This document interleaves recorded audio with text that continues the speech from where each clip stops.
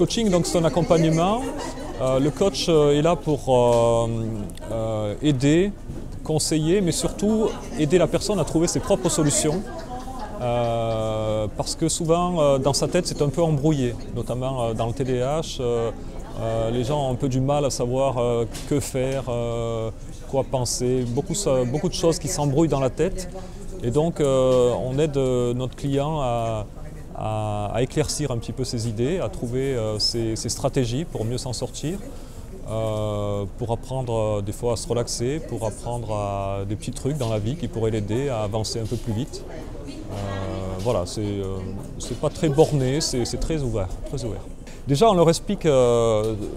comment fonctionne ce fameux TDAH,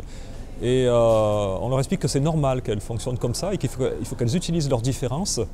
plutôt que de vouloir absolument s'améliorer, on va dire, plutôt qu'elles utilisent cette différence parce qu'il y a quand même des composantes de créativité, d'intuition, de capacité à rebondir, à foncer,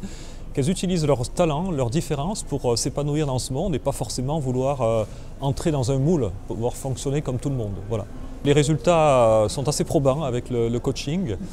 surtout quand c'est fait de la part de quelqu'un qui a vécu ça, soit qui l'a vécu, soit qui connaît très bien, de par son conjoint ou un de ses enfants, le TDAH. Eh bien, ça donne une légitimité pour aider ces gens-là, parce que connaissant ce trouble, ils se sentent moins seuls déjà, et puis on a une espèce de légitimité pour leur montrer le chemin qu'on a fait ou qu'on a déjà montré à d'autres personnes, leur montrer que ça marche, qu'il y a eu des résultats probants, et donc ça leur donne envie finalement de suivre cette voie-là,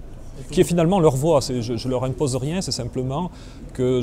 parmi toutes les solutions ou les options, les stratégies qu'ils me présentent,